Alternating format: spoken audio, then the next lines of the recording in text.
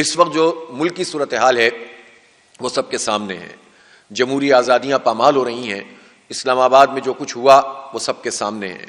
کسی ایک انسان کا قتل بھی انسانیت کا قتل ہے قرآن کے مطابق. لیکن اگر حکومتیں اور ریاستیں صرف اس بنیاد پر کہ ان کے خلاف کوئی آواز نہ اٹھے اگر گولیاں چلانا شروع کریں اور انسانوں کو نشانہ بنائیں تو یہ کسی صورت میں بھی قابل قبول نہیں ہے.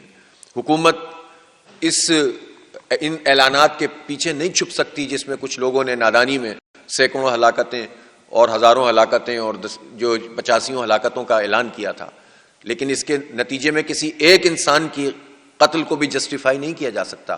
لہٰذا اگر 12 لوگوں کا دعویٰ خود پی ٹی آئی نے کیا ہے تو ہم یہ سمجھتے ہیں کہ 12 انسان ہیں، 12 نوجوان ہیں ان میں زیادہ تر.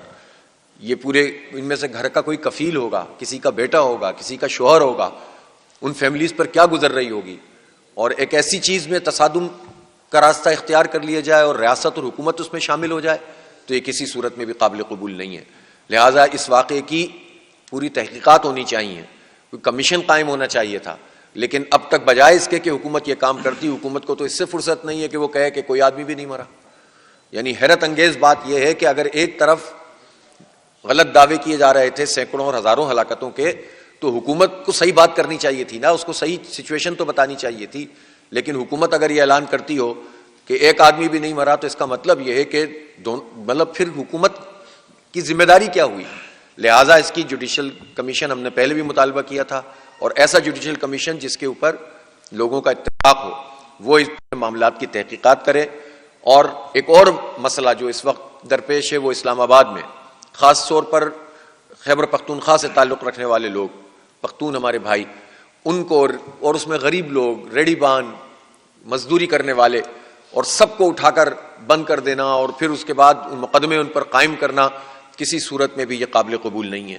اس طرح کی چیزیں حکومت کر کے خود عوام کے درمیان تقسیم پیدا کر رہی ہے، جبکہ ہم یہ سمجھتے ہیں کہ عوام کو تقسیم نہیں ہونا چاہیے، عوام کو متحد ہونا چاہیے. عوام پنجاب کے ہوں یا بلوچستان کے، خیبر پختونخوا کے ہوں یا سندھ کے، سب کو اکٹھا ہو کر ان لوگوں کے خلاف برسر پیکار ہونا چاہیے جو ہمیں لڑواتے ہیں، جو ہمیں آپس میں تقسیم کرتے ہیں. اور آپس میں تو وہ بالکل ٹھیک ہوتے ہیں.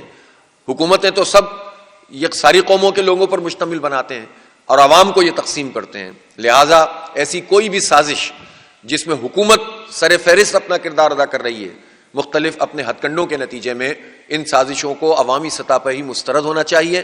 ہم سب مل کر دفاع کریں، اور اس کی مثال ہم نے قائم کی. ہم نے جماعت اسلامی اسلام آباد کی اپنی پوری ٹیم سے یہ کہا کہ جتنے لوگ بھی ایسے موجود ہیں جن کے ساتھ زیادتی ہو رہی ہے، جن کو ناجائز پکڑا جا رہا ہے، جن پر مقدمے بنائے جا رہے ہیں، تو آپ ایک سیل قائم کریں. اور الحمدللہ جماعت اسلامی اسلام آباد کا ایک سیل قائم ہوا ہے اور بہت سارے لوگوں کو ہم نے ریلیف دلوایا ہے.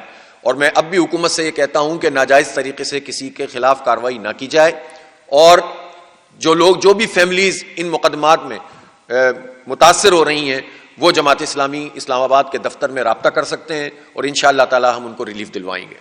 اس لیے کہ یہ کوئی طریقہ نہیں ہے کہ آپ بالکل اپنی مرضی سے لوگوں کو دبانے کی کوشش کریں اور پھر تعصبات پھیلائیں قوموں میں اور لسانی بنیادوں پہ لوگوں کو تقسیم کرنے کا سامان کریں. اسی طرح سے ہم یہ دیکھتے ہیں کہ اس وقت ملک کی جو معاشی حالات ہیں، پتہ نہیں وزیر اعظم صاحب کو وہ خبریں کہاں سے ملتی ہیں جس میں معیشت بہتر ہو گئی ہے اور مہنگائی ختم ہو گئی ہے. میں پاکستان کے عام لوگ ان سے پوچھتا ہوں کیا گیس کی قیمت کم ہو گئی؟ مہنگائی کس کو کہتے ہیں؟ پتہ چلا 319